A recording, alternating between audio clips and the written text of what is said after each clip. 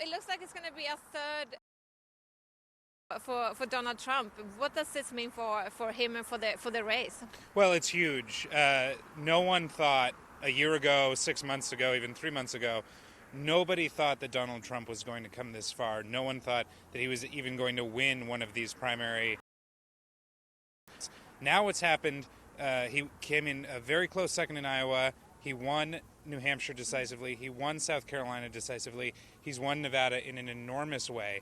It is very hard now to see how he isn't on the path to becoming the Republican nominee. Now, obviously, there are a lot of people in the Republican establishment who take issue with that. So what we're going to see going forward is a sort of rebellion from the Republican establishment to try and stop Donald Trump.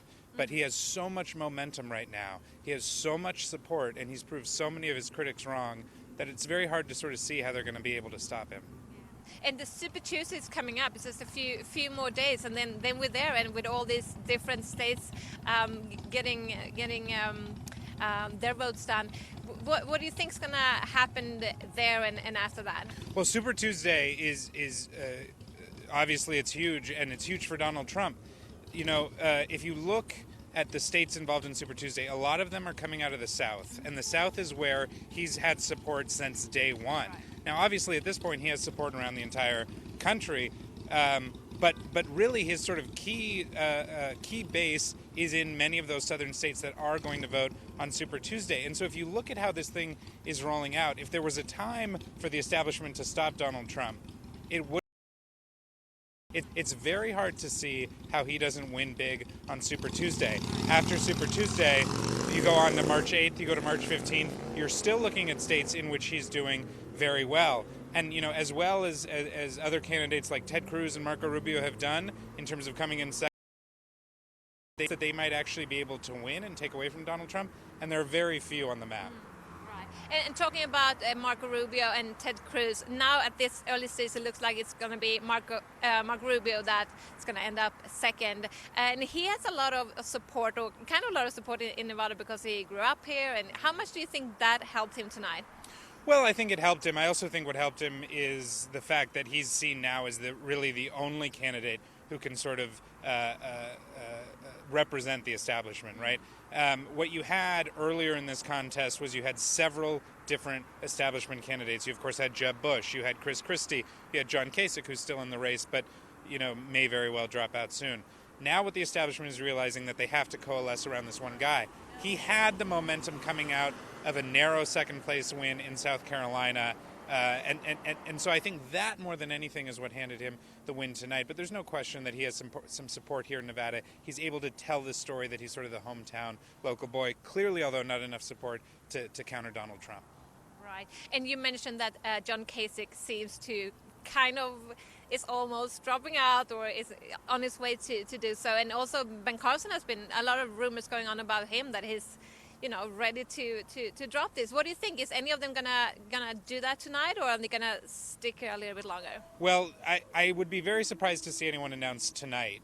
When we saw Jeb Bush drop out on the night of the South Carolina primary, it was rare to see a candidate actually drop out on the night of the primary. Now, that said, both Carson and Kasich, it's very hard to see what their path forward is. It should be becoming very clear to Kasich that Rubio is the establishment choice. He was hoping he could be that choice. It doesn't look like that's going to happen. So I wouldn't be surprised to see Kasich drop out soon. Now, then again, his campaign has invested very heavily in some of those Super Tuesday states and even some states beyond, like Michigan and other states. So he might stay in it just a little while longer to see how he does and build some more leverage for himself.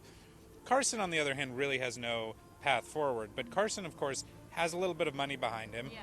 Why not stay in? I don't think he believes that he's going to become president of the United States, but, you know, he's got some books to sell and he likes the limelight, so he'll probably stay in for a little while longer.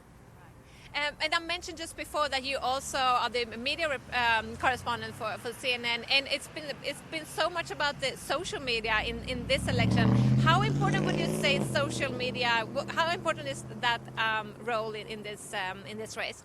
Well, important, and it's important for a number of reasons. But since the 2008 campaign, and especially in 2012, you saw social media sort of redefining the way that presidential campaigns worked on a day-to-day basis. They could, of course, respond to the news much quicker. They could sort of dictate the narrative. A lot of journalists, media people are on social media all day long, so you had a lot of the campaigns going there and using it as a sort of tool to try and shape the narrative and shape their message. But it's become, it's just totally blown up for two reasons. One, you have a lot of populist support for both Donald Trump on the right and Bernie Sanders on the left, and you're seeing those supporters for both of those candidates really use social media as a tool to sort of promote their candidate, get out the message. Really crucial is the way that Donald Trump specifically has used social media, has used Twitter specifically to sort of dictate the news cycle. Mm-hmm. So you'll have, Ted Cruz makes news over here, Marco Rubio makes news over here, Hillary Clinton makes news over here. Donald Trump comes in with a simple, provocative, incendiary tweet, and all of a sudden, that's what we're talking about in the news cycle. I think if Donald Trump does become the nominee, we're going to go back and we're going to look at the way that he used Twitter to sort of manipulate the day-to-day news cycle and sort of really help keep himself in the spotlight on a 24/7 basis. So he's the most successful one when it comes to using social media. Oh yeah, no question. I mean, he has done it in a way that I don't think any other candidate ever really understood how you can do it. And part of that just goes to who Donald Trump is as a candidate. A lot of candidates are very on message. They have a few things they're going to say and they repeat them over and over. Voters get bored by that. Donald Trump says something new every day. It's part of the reason why the media pays so much attention to him. And he found out that he could use Twitter as this way, just lying in bed or sitting in his office, that he could just fire something off and all of a sudden turn it into a media sensation. So yeah, there's no question that he dominates Twitter, and you can see that just in terms of the activity surrounding what he tweets and also just so I'm just going to followers.